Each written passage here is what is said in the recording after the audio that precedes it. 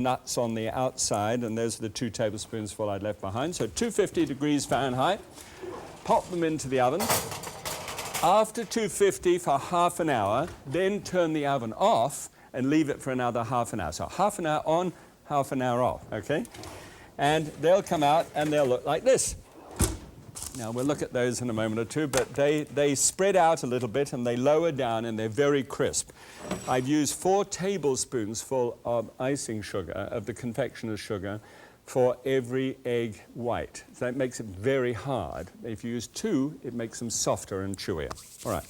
Now, other one. It's exactly the same mix. Just get an 8x8 pan like this one. Put meringue in the bottom of that.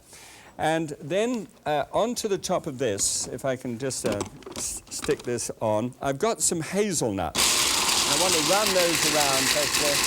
Hazelnuts are these great nuts like this, and they should be just thrown through a chopping device until they've still got lots of texture to them, so that they're really chewy if you like nuts. And you can do them a little bit more if you'd like them to be a little less chewy than that.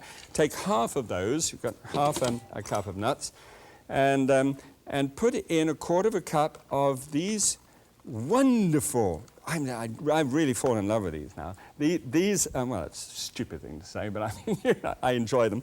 These are dried cranberries and called craisins by some people. So 1/4 cup of those in the middle, like so.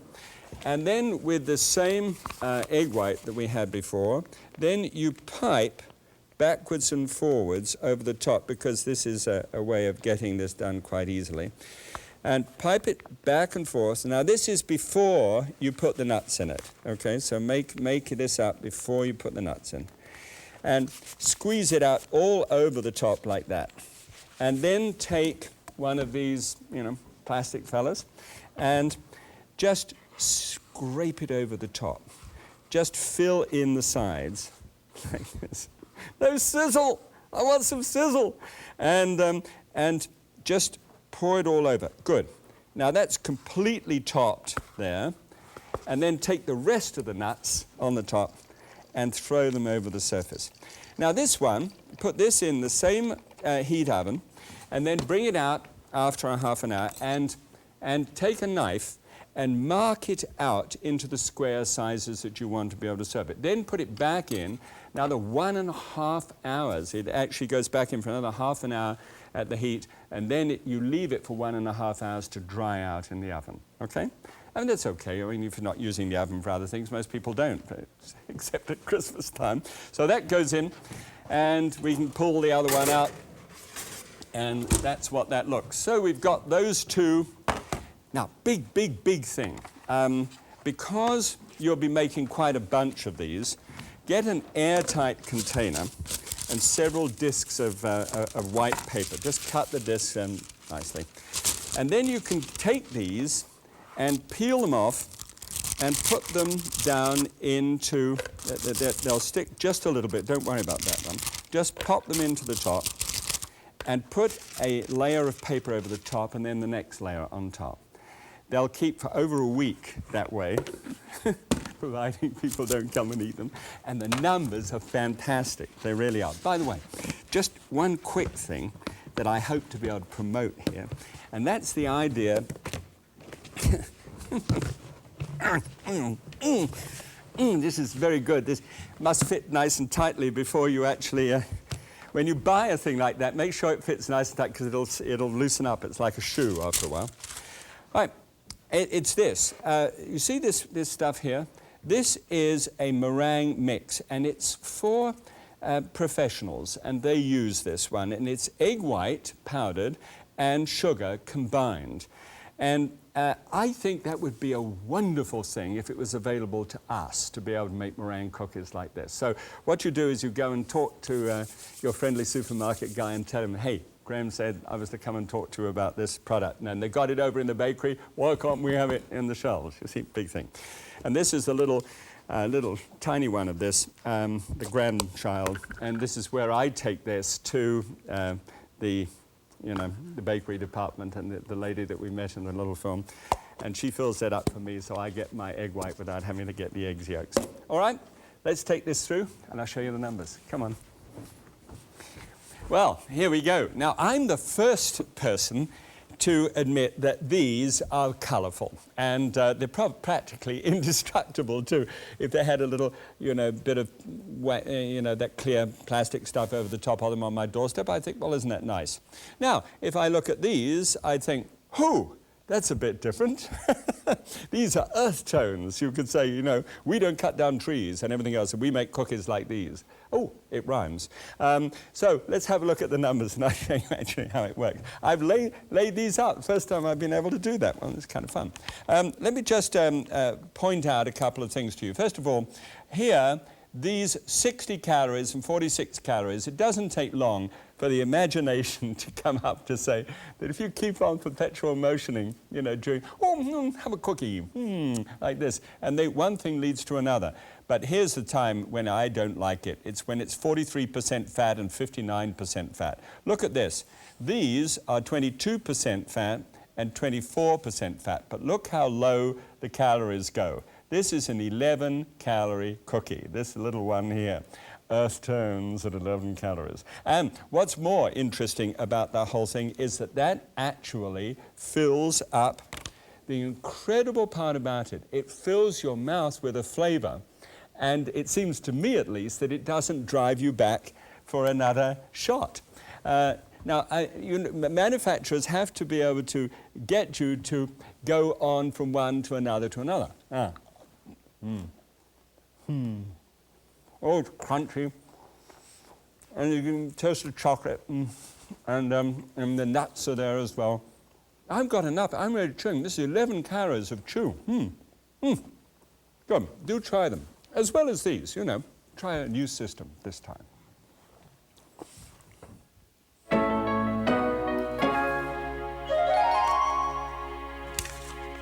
Well, since it's Christmas, I thought we'd have a poem. Isn't this nice? We all have poems at Christmas, but this comes in very well with something that I always wanted to tell you. This is called Methuselah. And by the way, this comes from Bet. Bet, you're from Rome. Arrivederla. Methuselah ate what he found on his plate, and never, as people do now, did he note the amount of the calorie count. He ate it because it was chow. He wasn't disturbed as at dinner he sat devouring a roast or a pie to think it was lacking in granular fat or a couple of vitamins shy. He cheerfully chewed each species of food, unmindful of troubles or fears, lest his health may be hurt by some fancy dessert. And he lived over 900 years. Well, it's true.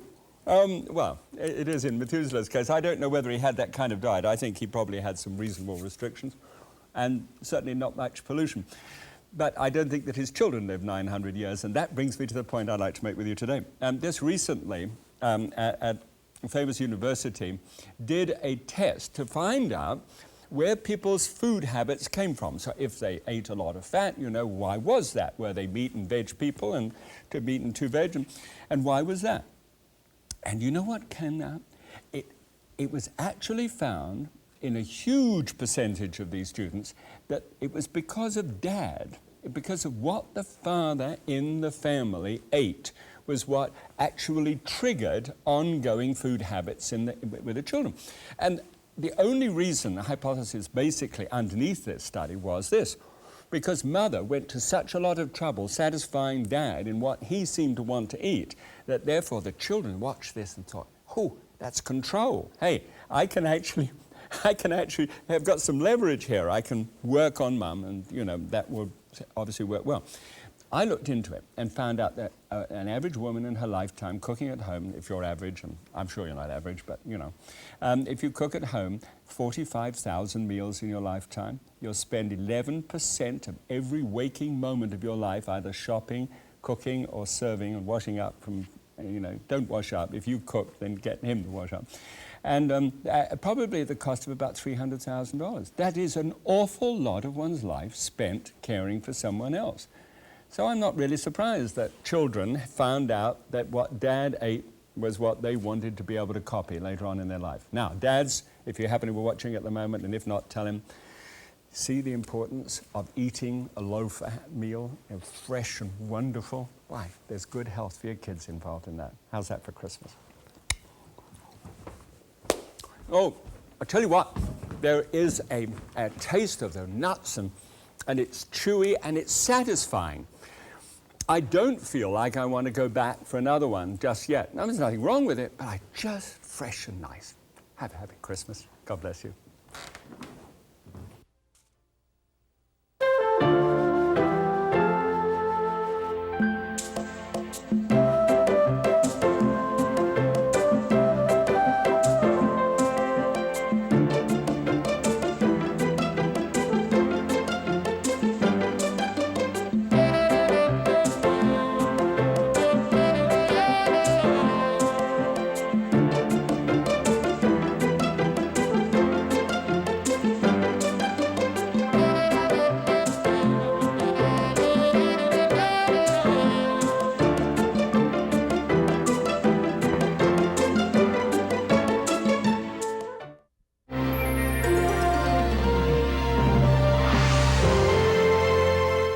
Welcome to Graham Kerr's Kitchen. It's really two programs in one. This is a series that appeals to your creative side. Food that is sumptuous stuff. How could that be? This is a program about people who want to eat healthy and reduce calories. Actually, it's about food with an aromatic quality that fills the nose. Oh, sure. But it's also about keeping my arteries clean by reducing fat. But it doesn't mean a thing if the food isn't rich and colorful. Maximize the flavor. Okay, but I must have healthy food that I can cook in minutes. I must minimize the risk. So welcome to Graham Kerr's Kitchen, where we get our heads together just for you.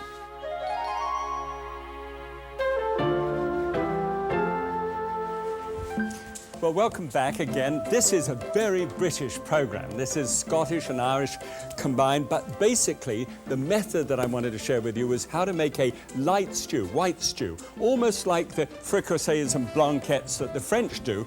But this is a stew which means that the meat gets cooked on top of the stove and it's well seasoned and everything else. But I've got a rather intriguing way of doing this one. Around the outside of each of the dish when they're actually served are very fresh spinach leaves, well selected like this, as a kind of garland in a bowl. I've used a kind of pasterish kind of bowl. And then the pieces of meat are placed in the top, and very, very bright, surprisingly bright pieces of carrot poke up through that with pearl onions in it as well. It's just lovely. And it's got the most wonderful flavor, real depth of flavor, and yet only 2 ounces of meat per serving, which is what brings the risk right down at the same time as sending the flavors of this straight through the roof. You ready for that? Come on through, I'll show you how it's done.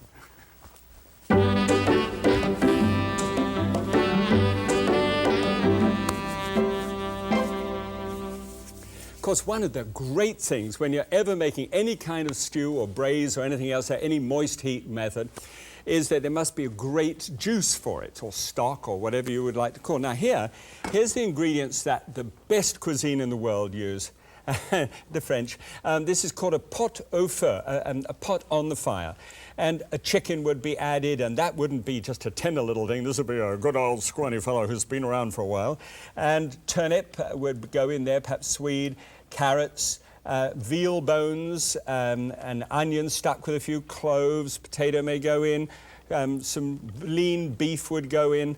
I mean, and they throw it into this pot with lots of water, and it simmers away, and the whole neighborhood knows that, they have their pot au feu on the go.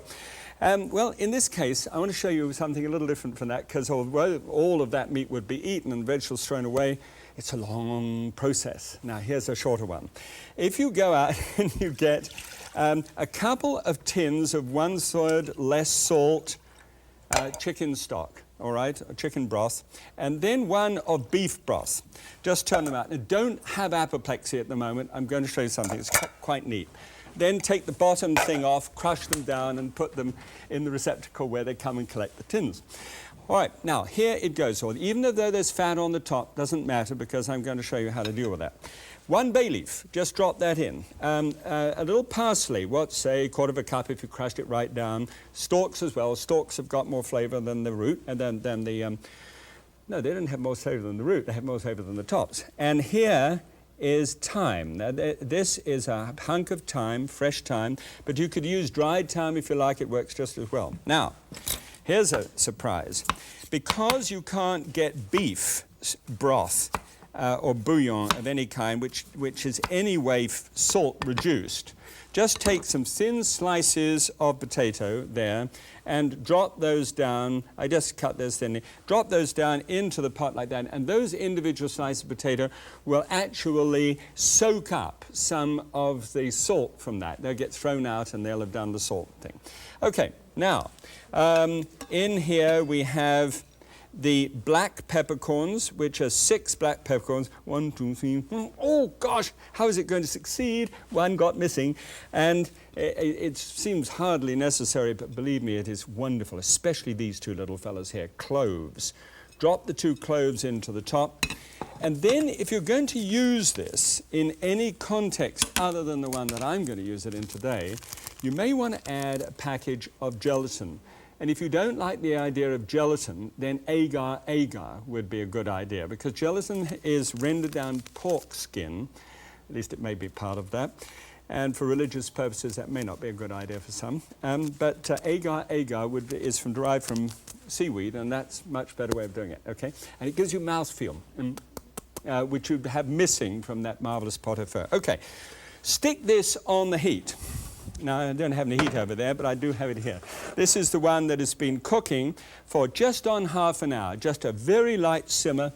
And if I smell that, that is totally different experience than the previous, ordinary stock that comes out of a tin or out of a package. Never use the one out of a package. I don't like that stuff. Okay.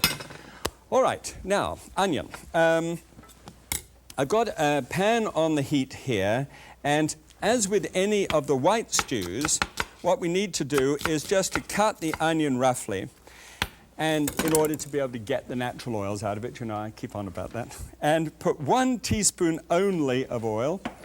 Again, doesn't much matter, since it's going to come off by another technique, but just drop that in. Now, this is really important.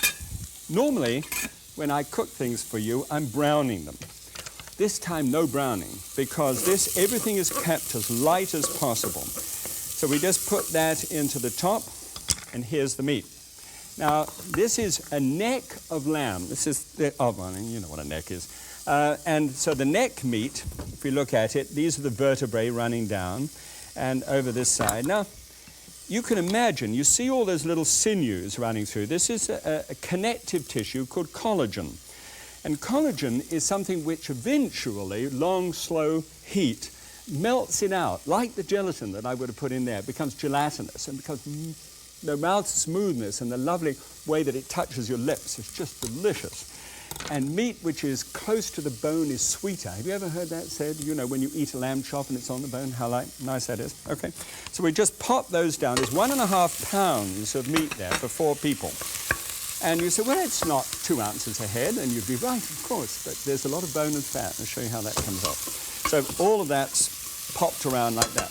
Now, we've got here just a little sieve, because obviously with the bits and pieces of the debris, you just pour that debris out of there, and that there's the pieces of the, potato and things, all sort of dead and kind of well done, good chap, and thrown out. And there's enough here to just cover that, and just good. And I just add just a little bit more.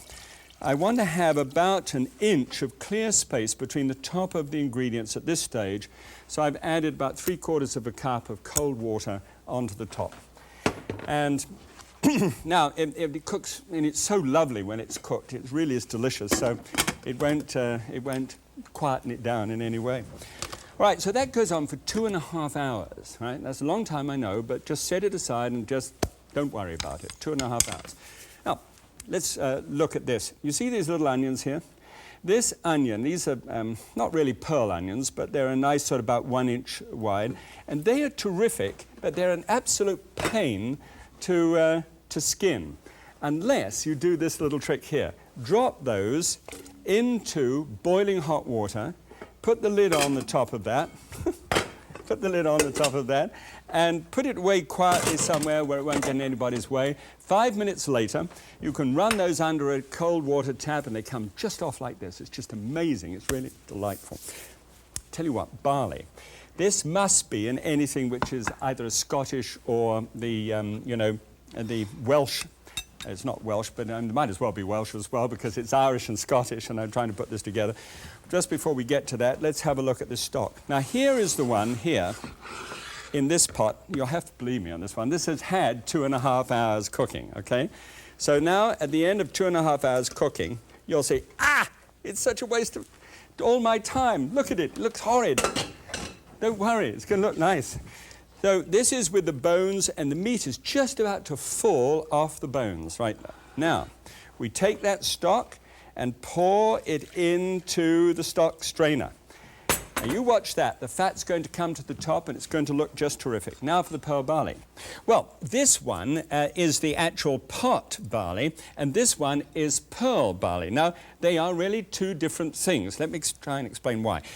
This pot barley here cooks up and looks like this. It's darker and it's rougher. It's got the husk intact and is more nutritious. This one, however, has got the husk off and it looks like sort of little grains of rice and plumps up terrifically like this, like a little sponge. And it's delicious. And it has this wonderful texture to it. For my money, I would go for the pot, not because of the nutritious side, because it's very minute, really, but because of the texture. It's got, it's like chewing on a real sponge, if you've ever done that. Okay, well, these we put on one side, and let me show you what you do. You rinse it out. They've got 1/4 cupful in here. Pop it in some hot water, and cook that for just 30 minutes first. But the reason is because that takes 45 minutes to cook, okay? And the vegetables I'm going to cook in this just take 30 minutes to cook. So obviously this has got to have a little bit of cooking ahead of time. Now, by actually cooking that, you see how much that increases from 1/4 cup. It's to almost 3/4 cup. So it's really plumped in size, and it's almost cooked, but it needs just that little bit more cooking. All right? Tell you what, let's go whilst this is having go. Let's go off to the supermarket and see what's happening there. Well, thank you, Graham. Come along this way. This is when you want to make that choice for the meats where you want to get that light look to it, but not necessarily pure white look to it. And there's some choices to be made here, interesting ones.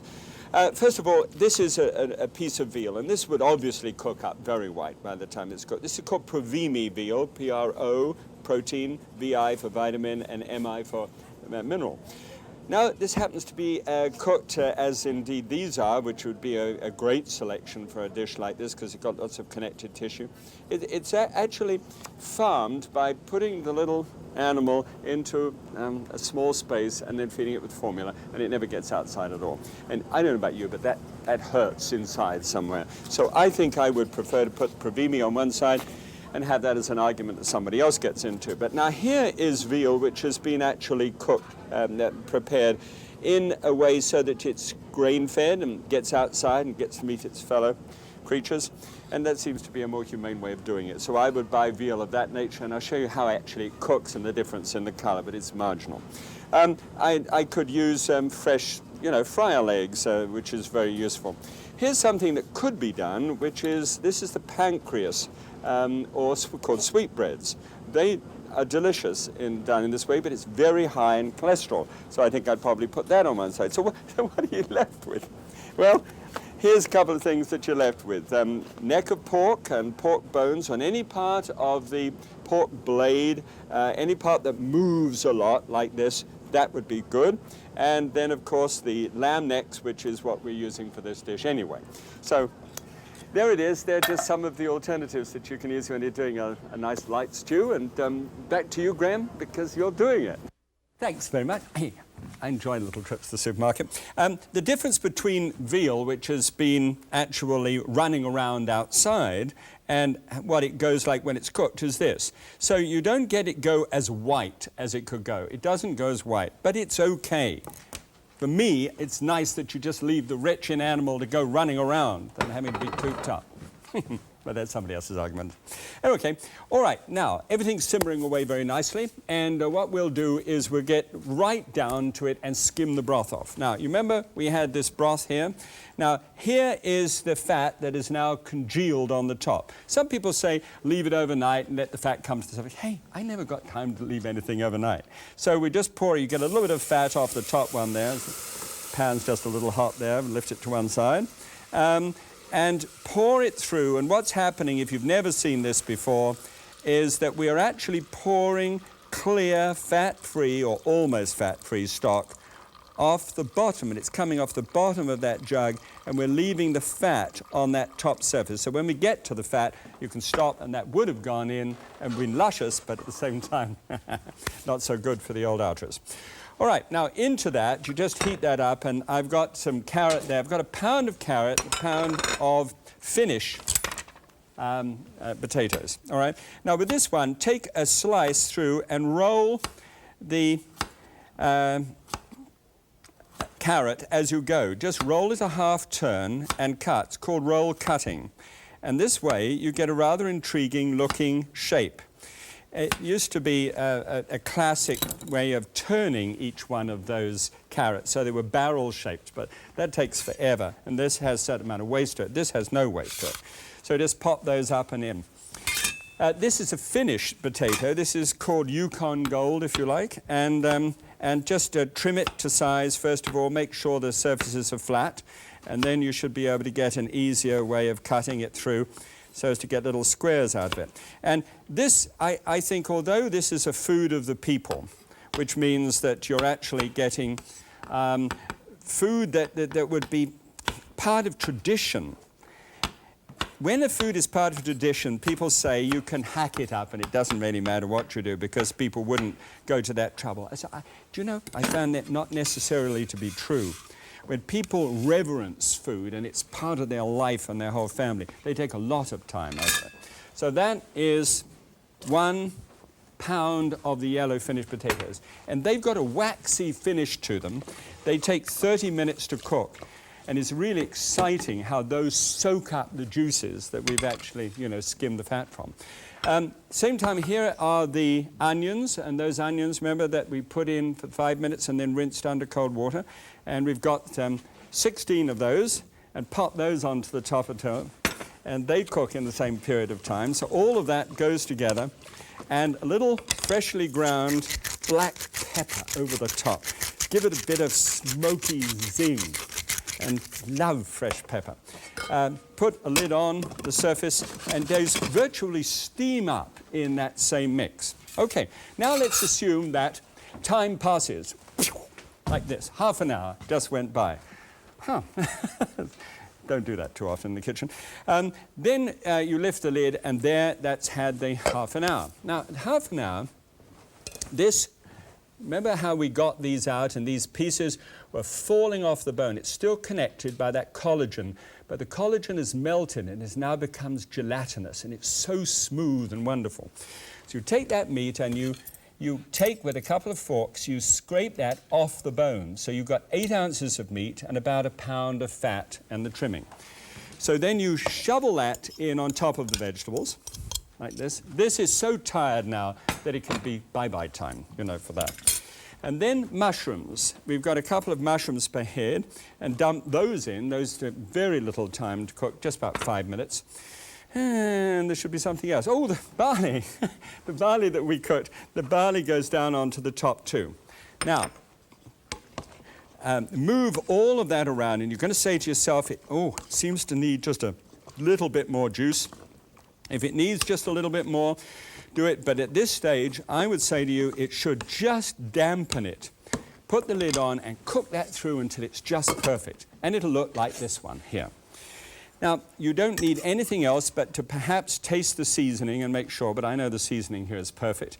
This is what it looks like. The barley, the vegetables are perfectly cooked. They're not all tired out. If you put all the vegetables in together at the beginning, 2.5 hours, come on. Vegetables will be gone, but these vegetables are 30 minutes and they're perfect. All right. Now, put the spinach around the outside, those leaves of spinach around the outside, and you see there's enough moisture here. It's not swimming in moisture. It isn't supposed to be. It's not a soup. And you just put that down with the spinach leaves around the outside. Wow. Now, the smell of it is just gorgeous. When you think 1.5 pounds, basically the bones have been extracted into this, and it's got this great flavor. And then here is just a little sprinkling of parsley on the top. Now, there's one little trick before we get right on with this and serve it, and that's a little piece of muslin and a little bit of rosemary. Now, if you've got fresh rosemary and got it growing, it's my second favorite herb. Basil or basil is my best. But this is wonderful stuff. It's just lovely. And where it grows around the house, the woman is in charge. That's a nice thing. You might want to encourage your husband to grow it. Then just simply roll that up in the muslin like that and knot that together. And what you've got is you've got some protection against those spiky little leaves getting into everything you own, all right? Put a little thing like that, throw that into the time when you've got the vegetables cooking in the half an hour. Bingo! Okay, let's have a look. It smells gorgeous. Let's see how it tastes. So you remember I said that what it would look like is it would have surprisingly bright carrots. That's the reason for the surprise. They just got cooked in time. All right, this is compared with a white stew, which in most cases is covered in a white sauce. And it's really lighter meats which can come through and which haven't been colored at any time during the cooking process. We could call that a blanquette, and that is really what we're trying to compare this to. Now, you've got a big drop at the top with 296 calories. Although this may change, I know I haven't said this to you before, but you know, I always do the numbers and change the dish as I'm moving through the dish. And occasionally this changes, so look in the book and you'll find the exact number for this. Okay, fat down to 7, and that will be the same. Carbohydrate at 37, that could be going up a bit. Percentage of calories from fat is 20, but I wouldn't mind betting it's down to about 15 as a result of what we've been doing. Cholesterol, 327. Look at this, 46. That's really down on the deck for something as meaty tasting as this. And 425 is halving the amount of sodium that there is in it. So, pretty good stuff, actually. And it's a really classical dish of the British Isles, and anyone who says that there's nothing good that ever was edible from the British Isles is nonsense. You know, this is, look at it. Oh, mother. Oh. It reminds me of my mum. It really does. And take the leaf of spinach, partly wilted, eat it on the top. It's a wonderful chaser. Don't forget, your own ideas applied to those people you love. Springboard.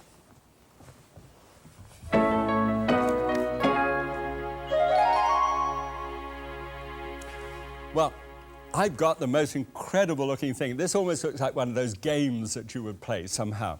But it is a game, but in a sense it's a very expensive game. I suppose recently you've been noticing, like I have, that there's been a tremendous amount of attention on our wellness, on how health conscious we can be, and how to add life to our years rather than years to our life necessarily. Well, there's a protocol amongst doctors and physicians and people like that, and I'm privileged to know a number of them, and this is the way they tend to do it. These are good doctors. They start out by asking you what you eat, then find out how much you actually exercise, and then what you do to relax yourself.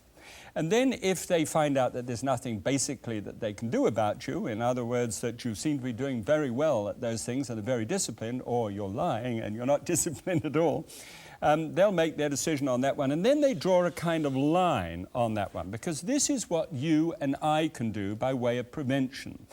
Then they have to start doing things by way of intervention. And medication is the first thing that they'll try, pop a pill of some kind, and then they may have to be forced to cut pieces out, which happens now and again. Now, after the surgery has taken place, there's a thing called rehab or rehabilitation. And guess what they say to you when we're going through rehab? What do you eat, and how do you exercise, and what do you do to relax? It's not really a list, is it? It's actually really a spiral. Have you heard the phrase spiraling health costs? I certainly have recently. I'll show you how they spiral. Here's our side of it. Eat, exercise, relax. Here's the other side, medicate, surgery, rehab. And then what happens next?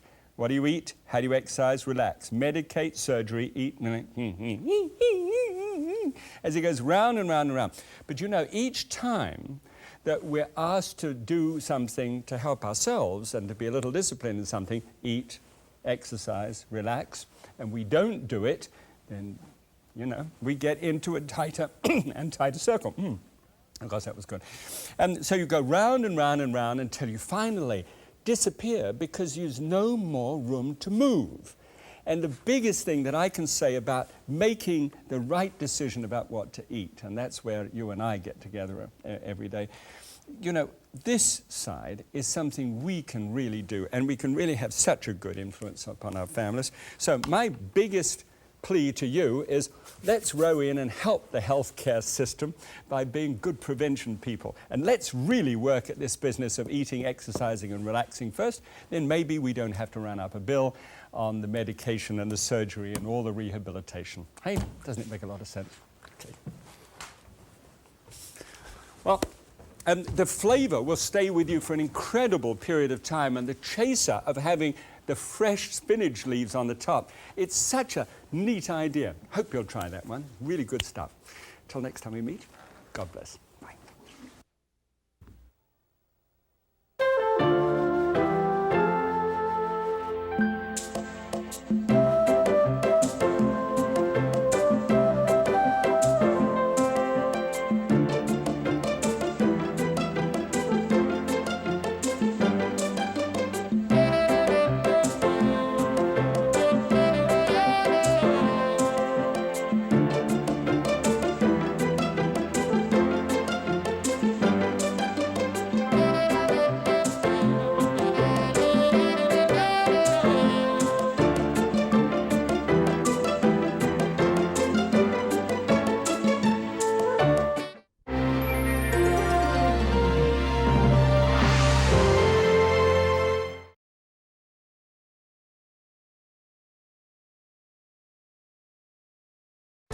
Wood oven pizza, the way it was meant to be cooked on a hot stone with a wood fire. Sweet and sour duck, wood oven roasted in the style of Italy's Piedmont. Grilled pork chops, big bone chops with oversized flavor. From the picturesque Esplendor Resort in southern Arizona, I'm Stephen Reichlin. Today we're firing it up Italian style.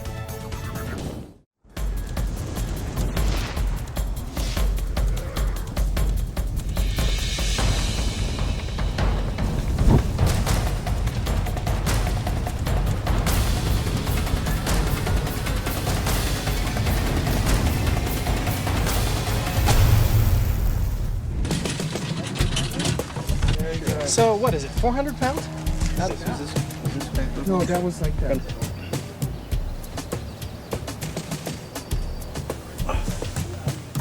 It's a vision as old as civilization itself, a clay or brick oven fueled by a flickering wood fire. Today, the ancient art of Italian live fire cooking. Wood oven pizza, sweet and sour duck, and wood-grilled pork chops. From the piazzas of Rome to the hills of Tuscany, it's Italian fire on Primal Grill. You've seen me cook pizza on the grill. Now I'd like to show you the most traditional way of all to cook pizza, in a wood-burning oven. And it starts by proofing the yeast. To 1 tablespoon of dry yeast, add 1 tablespoon of sugar and 1 tablespoon of warm water. Mix these ingredients together to make a sort of paste. Yeast is a microscopic organism. It eats the sugar and exudes carbon dioxide. It's those tiny bubbles of carbon dioxide that make the pizza dough rise. Next, place the flour in the bowl of a mixer. Add a little whole wheat flour, salt, extra virgin olive oil, and most, but not all, of your water. Finally, add the proof yeast. It's started to foam up and bubble. That shows you that the yeast is active. So we'll add this mixture. So raise the bowl and switch on the mixer. And let the dough hook do your kneading. Now, you can also make the dough in a food processor, and certainly you can make it by hand. It looks a little dry, so I can add just a little more water. What you want to do is make a soft, pliable, but not sticky dough. Once the dough comes away from the sides of the bowl in a smooth ball, stop the mixer, lower the bowl, take out the hook, and even when you make dough in a machine, I always like to knead it a little bit by hand to give it a human touch. Place it in an oiled bowl. Cover all sides with oil. Cover the bowl with plastic wrap. Let the bowl rise in a warm but not hot place until doubled in bulk, about 1 to 1.5 hours. And here's a batch of dough I made earlier. Take the dough, form it into kind of a log shape. Now, cut the log shape in half and half again to give you 4 even pieces of dough. Grab a floured baking sheet, then take each lump of dough and roll it into a smooth ball.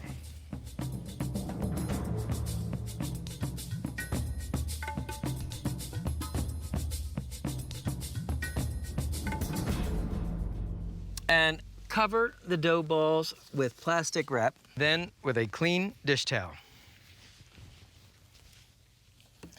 Let the dough rise again about 30 minutes. This is a home-style wood-burning oven. It's lined with refractory stone, which both absorbs and reflects the heat. Takes about 2 hours to preheat. You light a hardwood fire. The preferred fuel in Italy is oak logs. Push them in back with tongs. When you're ready to grill the pizza, what you want to do is push the embers to the back of the oven and give a brush to the bottom. Now let me show you how to put the pizzas together. Start with a little extra virgin olive oil, then tomatoes sliced about 1/4 inch thick. Then sprinkle tomatoes with chopped garlic,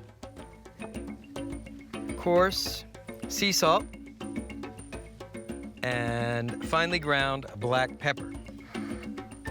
Next, for our bacon, onion, and potato pizza, again, a little extra virgin olive oil in the pan, then thinly slivered bacon or pancetta, diced onions, and diced potato. Stir to mix well. Again, a little coarse sea salt and freshly ground black pepper. Now, place the frying pans in your wood-burning oven and roast until the vegetables are browned and sizzling. Cooking time will be about 5 to 8 minutes.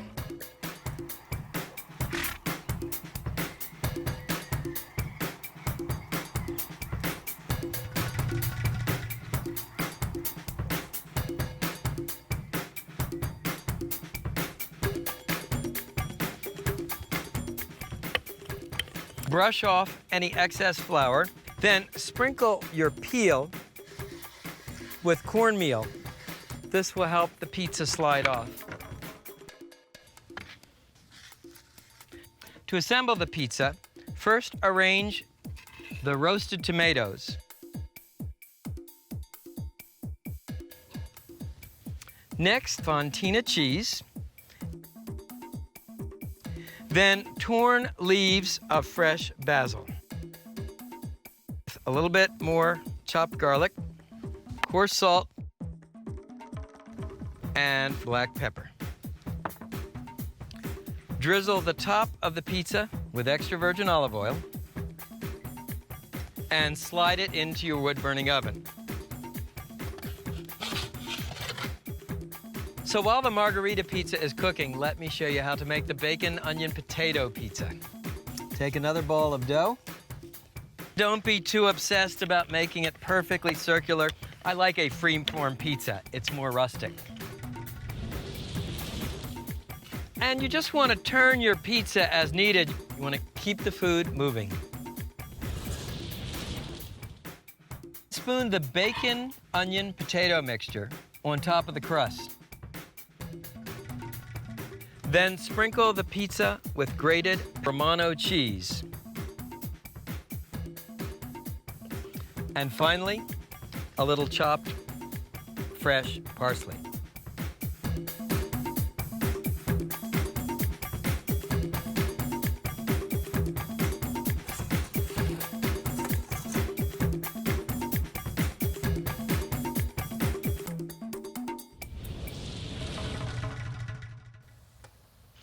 And check this one out, our bacon, onion, potato pizza. So let's see how we did.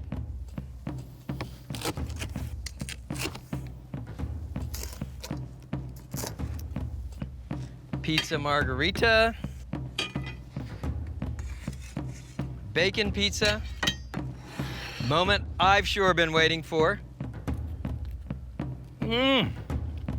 Wow, bacon, onion, potato, cheese, it's just amazing. And the margherita, roasting the tomatoes really gives them a rich, concentrated flavor. So there you have it. 2 pizzas hot from the wood-burning oven. It's Italian Fire on Primal Grill. Oh, yeah. Looks great. There we go.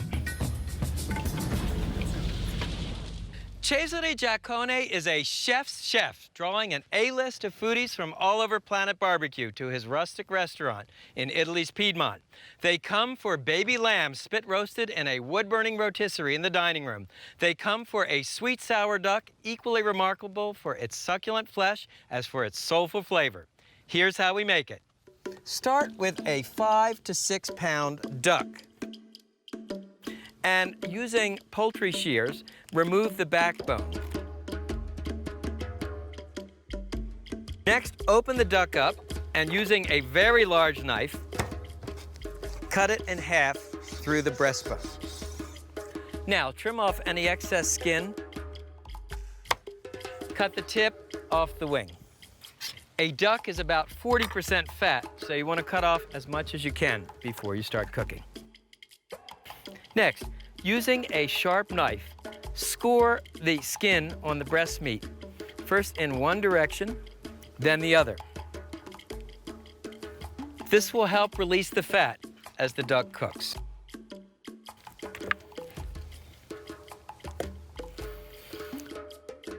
Return the duck to the baking dish. Next, season the duck. First with coarse sea salt, freshly ground black pepper.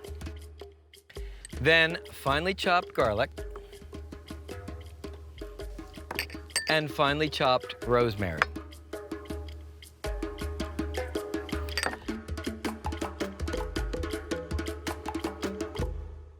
Last of all, a couple of shallots. And sprinkle the sliced shallots over the duck. Wash your hands in hot, soapy water. Finally, drizzle the duck with extra virgin olive oil. The fruitier you can find, the better. Marinate the duck for 1 to 2 hours. Meanwhile, let me show you the beehive oven. You can see how it got its name. It's one of the world's most ancient live fire cooking devices. And the way you fire up the beehive oven is using hardwood chunks or small logs. You want to leave yourself plenty of time to preheat the oven. Shove the coals to the back of the oven. You're looking for a 400-degree temperature. That would be a 1 Mississippi, 2 Mississippi, 3 Mississippi. Ouch, fire. Let me get the duck. Place it skin side down in a cast iron skillet. Why skin side down? You want to crisp the skin, then we'll turn it over halfway. And you can just spoon any of the shallots or olive oil on top.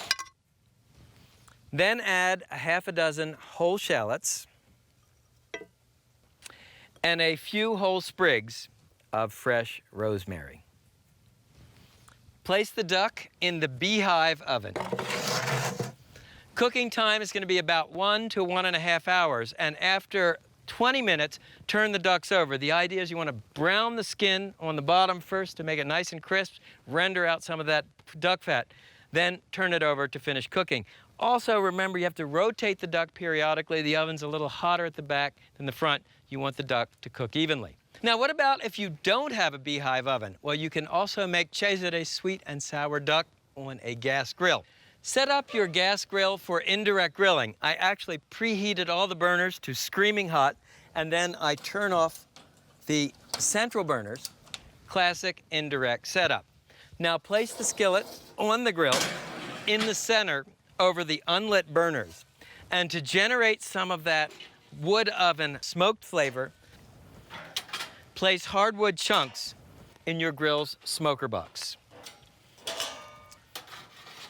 And close the lid. If you don't have a smoker box, just put the wood chunks in a small cast iron skillet or even wrap them in aluminum foil. Poke a few holes on top. That's called a smoker pouch. Now close the grill lid. Indirect grill the duck. Cooking time's the same, 1 to 1.5 hours. I'm coming on the other side. Okay, here we go. Come to me. Hold on one second. Once the duck halves are lightly browned, turn them over. Continue roasting until the duck is completely cooked, another 45 minutes to 1 hour.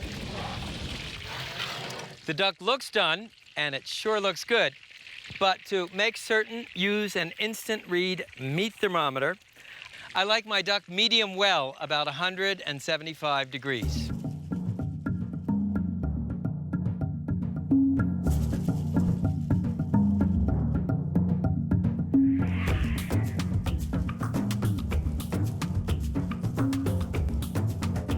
To make the sauce, pour out the excess duck fat.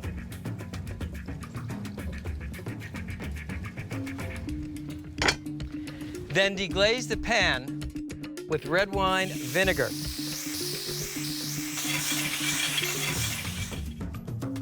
Next, add honey. There's your sweet and sour. And duck stock or chicken stock. Whisk to dissolve the ingredients.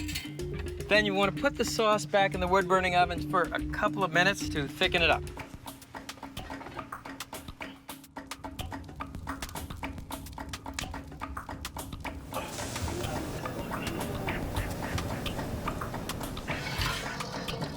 And once your sauce is thick and syrupy, simply whisk in butter to make it rich and glossy. And finally, salt and freshly ground black pepper to taste.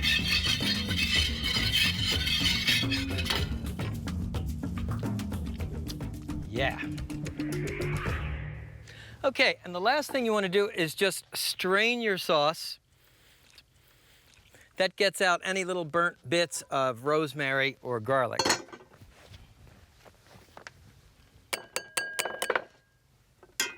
Then ladle your strained sweet and sour sauce over the duck.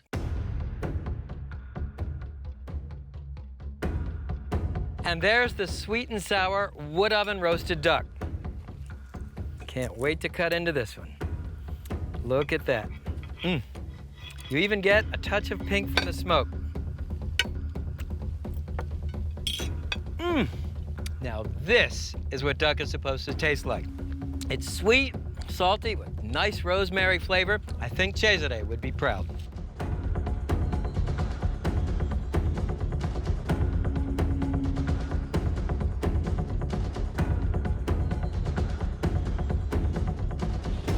Once you spend some time in Florence, you will find people of great warmth and food of tremendous character. Florence is also Italy's barbecue central. Florentines are absolutely obsessed with grilled meat. You've probably heard of bistecca alla Fiorentina, Tuscan porterhouse steak grilled with salt and precious little else. Well, here's a dish Tuscans keep to themselves. Grilled pork chops with onion sauce. The Primal Grill twist, you grill the pork and the onions over wood. First, the onions.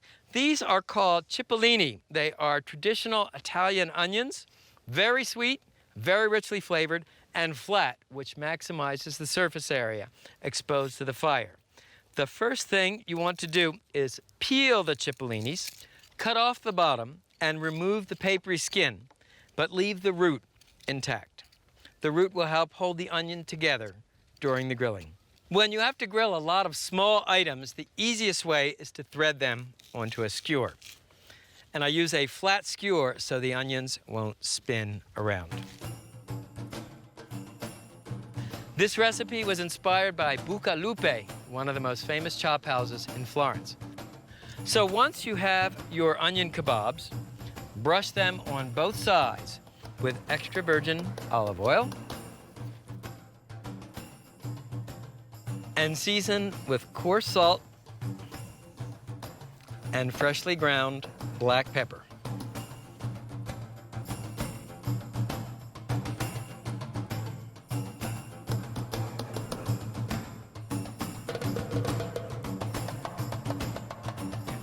This is a front-loading wood-burning grill. It burns wood chunks and logs. I'm using oak in the best Tuscan tradition. First, we'll put on the onions. They take longer to cook than the pork. Arrange the onions on the grate, root side up to start. Let me show you how to make the sauce. The sauce begins with dry red wine, balsamic vinegar, and honey. So it's a sort of sweet and sour sauce. Whisk the mixture until the honey is dissolved and place the pan on the grill. Boil until thick and syrupy, about 8 to 12 minutes. Meanwhile, don't forget to check on the onions. You want to grill them until soft and golden brown. And if you see the heat is not quite hot enough in one spot, you can just shift the logs over. This is an extremely interactive method of grilling. I love it. Check out these mammoth, long-bone, Tuscan-sized pork chops. Each one weighs over a pound. Start by brushing the tops of the pork chop with extra virgin olive oil and season with coarse sea salt and freshly ground black pepper.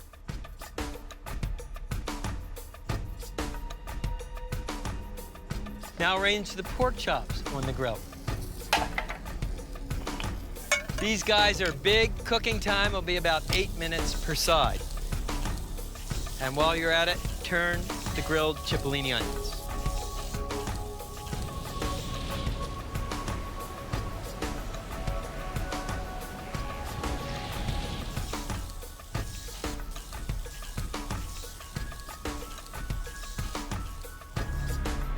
Unskewer the onions.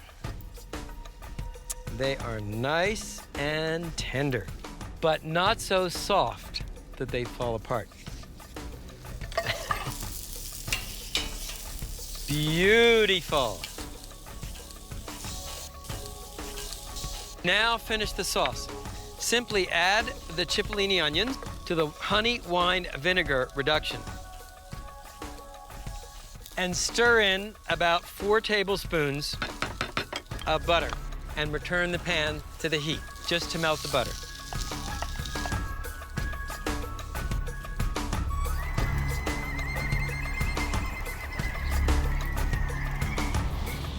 So give the chops their final turn. And for extra flavor, you can baste with the drippings that are channeled into the drip pan. When they feel firm to the touch, they're done.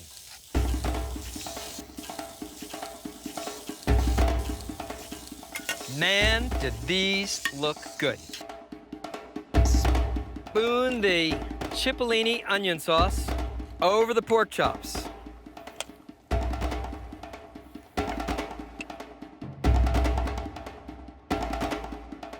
And to finish, just a sprinkle of finely chopped flat leaf parsley. Check it out. Look how moist that pork is.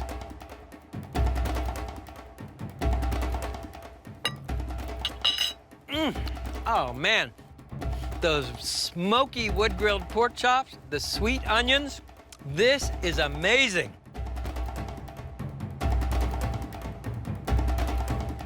I hope you've enjoyed our show on Italian grilling. Wood-grilled pizza, sweet and sour duck, wood-grilled pork chops. Viva Italia!